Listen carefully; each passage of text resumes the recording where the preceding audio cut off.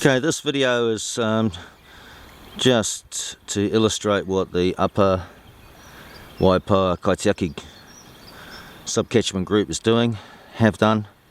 After a lot of field trips and a lot of discussion, we've done 140 metres of this river in our catchment, which is the Timara. And I'm going to do a video of the plantings and why I've planted them and where. You'll note the fence is actually electric, no battens, because this river, this little creek actually does flood like crazy, and battens are bad news. So just starting at the water's edge here, or pretty close to the water's edge. Remember, all these things have only just been planted this winter. So Kaitiaki sector, all the way along on this easily erodible edge, where the ground is perpetually wet and moist, even in the summer. And along this edge here, well, admittedly this is a kofi which I wouldn't have planted here, but that was in recognition of one of our group. So we've got Terata, Pittosporum eugenoides up this top edge, and down here we have Plagianthus regius. You'll see in the background there that those big guys are Plagianthus. They like it here. And then we've got onto a Kaitiaki.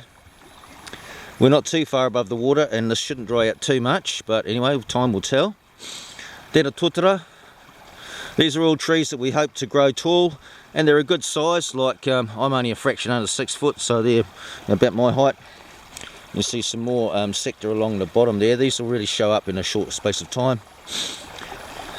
Another Plagianthus, another Kaitiaki, another Totara, and over here is a I've nipped the top out of that one, but just to improve the form. But that's Eucalyptus bostowana, which is a ground durable species. So they're only little, but that's all we can get hold of. So we have a number of those as part of our trial, because this is all still learning and trialing, checking things out. So as we climb up, the bank is actually quite high and steep above the river here now. So then we've gone to species that can handle those sort of difficult situations, because this is going to get very dry up here with that drop off and exposure to the wind. So these are all kofi along here, good sized kofi. They put one of a few natives have put down a decent taproot, and we've also got a few of those eucalypts in here as well. Alrighty, so that's why they've been planted here, and we've stuck in a Plagianthus and a Totara, and so that's for this raised area, and back to a kofi again. So then we come down to this lower area here close to the creek, and this creek used to sweep right over to the road over there, so these willow plantings were to stop that. So we're making a further barrier using our native species. So these guys are showing up a bit better than that other place, but essentially you can see the sector. They'll do well down here, they'll do well here. Behind the sector we have flax, Formian tenax, all the way along here, and then we go behind the flax layer, if you like, and we're back into Kaitiaki. Well, obviously we are in pretty stony ground here, but we believe these Kaitiaki will do it. This is a floodplain situation where they should do okay.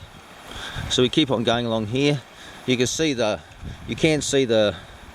Formian tenax and the double row of Kaitiaki sector in front of those. So we keep walking along. You can see where the creek used to sweep around along the base of that bank. So we're trying to reinforce this area and hold that bank together. So we'll just hop over and look at the last of our plantings.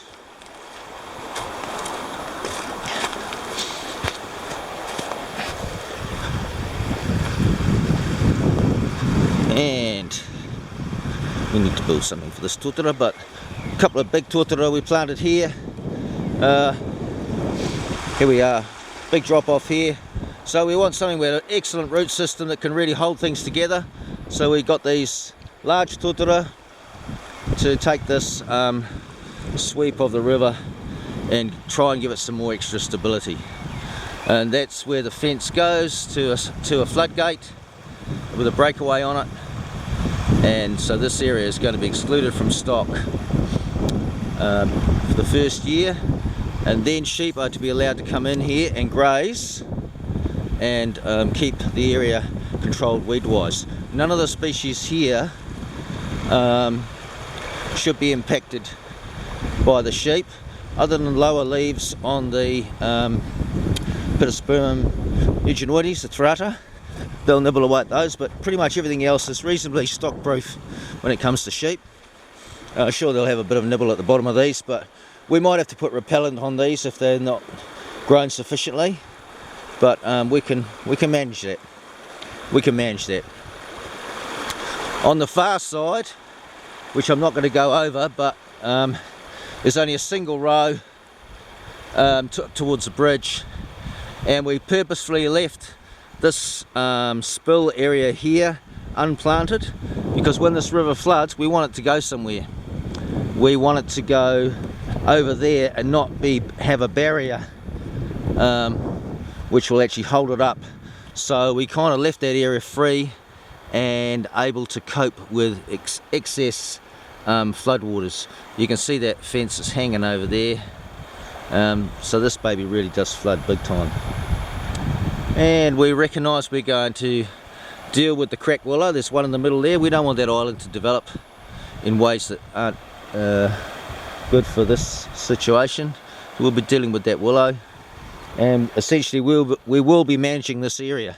But this was just a start. We wanted something to show for our very first year of doing stock take of our various waterways, and what we gleaned from that was that creating shade was a hugely important function, and that natives aren't always the only answer to that.